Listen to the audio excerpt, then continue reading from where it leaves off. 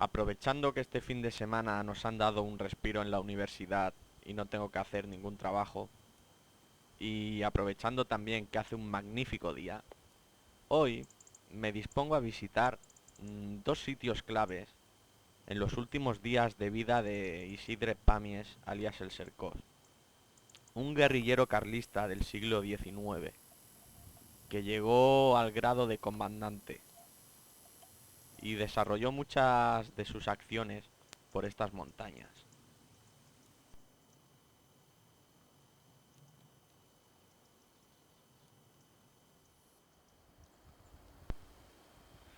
Me encuentro situado en el Mas de Joan Pau.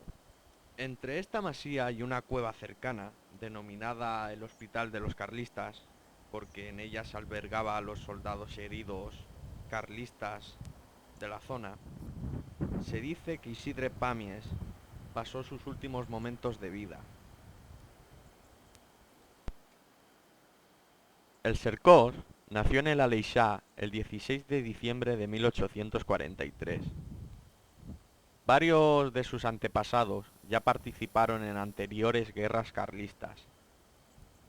Estudió la carrera mercantil en Tarragona y más tarde se fue a vivir a Reus. En 1872, cuando estalló la Tercera Guerra Carlista, el Cercós se echó al monte. Fue oficial de infantería y formó el cuarto batallón de los carlistas de Tarragona. Más tarde fue ascendido hasta el grado de comandante por méritos de guerra. Al fondo podemos ver el chalet de Les Airases, que se encuentra situado en el antiguo pueblo abandonado de la Musara. Este pueblo guarda una estrecha relación con la Tercera Guerra Carlista.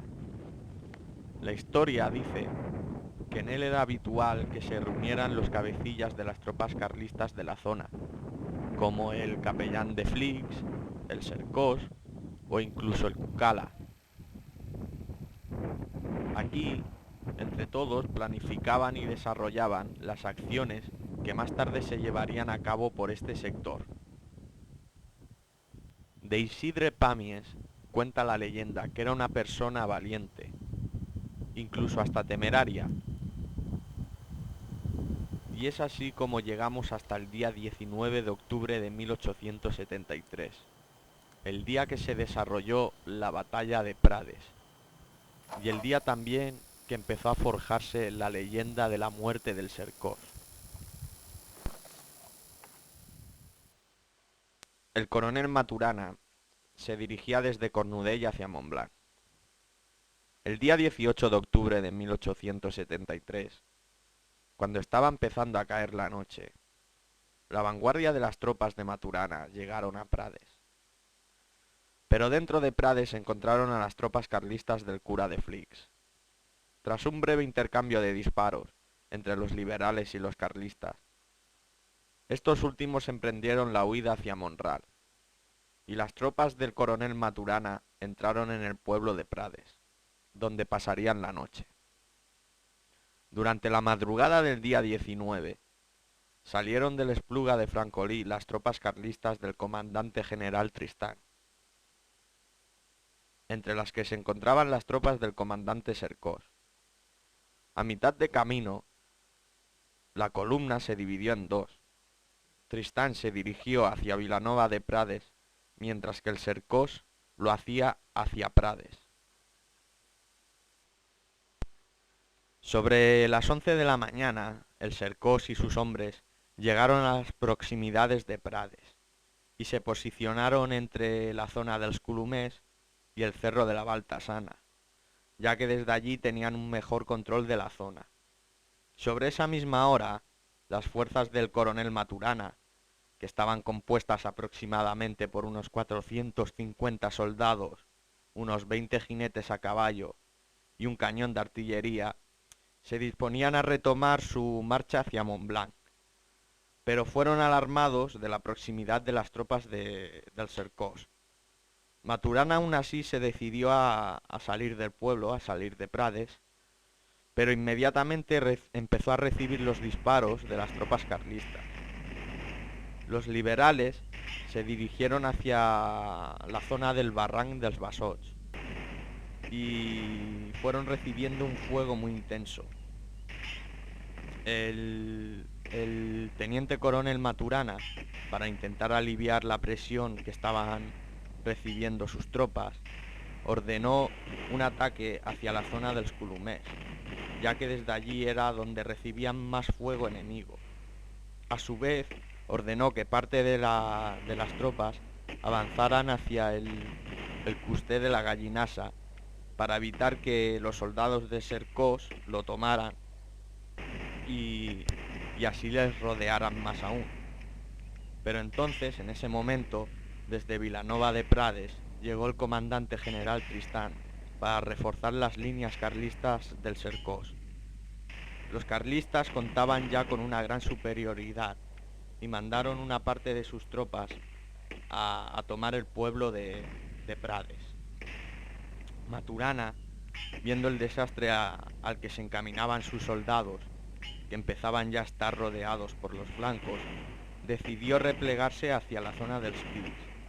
Pero durante este repliegue sus tropas sufrieron un duro golpe y quedaron gravemente diezmadas. A su vez los carlistas empezaron a cerrar cada vez más los flancos de los liberales y desde Prades mandaron tropas hacia la zona del Esporrides.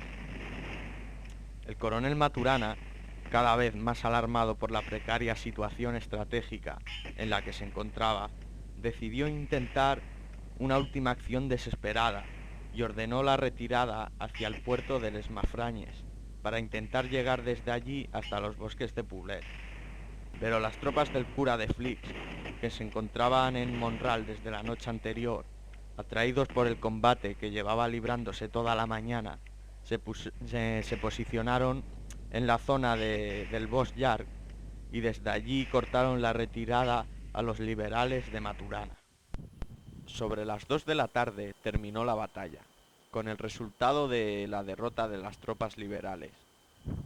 Los carlistas consiguieron hacer unos 170 prisioneros, y un hecho de gran relevancia en la época fue que consiguieron adueñarse del cañón de artillería de los liberales.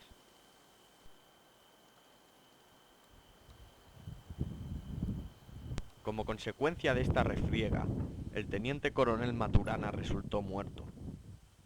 Isidre Pàmies cayó mortalmente herido, y es aquí donde se empieza a confundir la historia y la leyenda.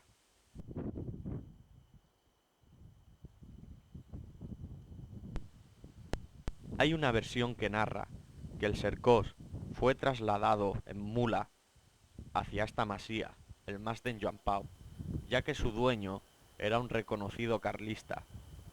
Aparte era pastor y sabía cómo curar los animales, por lo tanto tenía alguna que otra noción de medicina.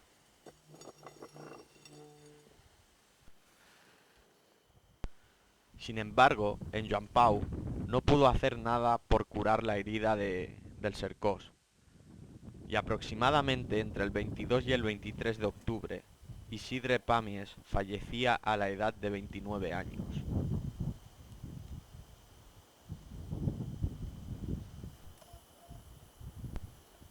Esta versión de la historia narra que su cuerpo fue trasladado al pueblo de la Musara. Allí recibió sepultura en el pequeño cementerio que está situado al lado de la iglesia.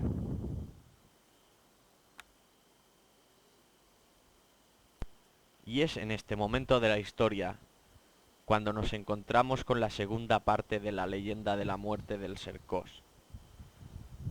El momento de la profanación de su tumba en el cementerio de la Musara.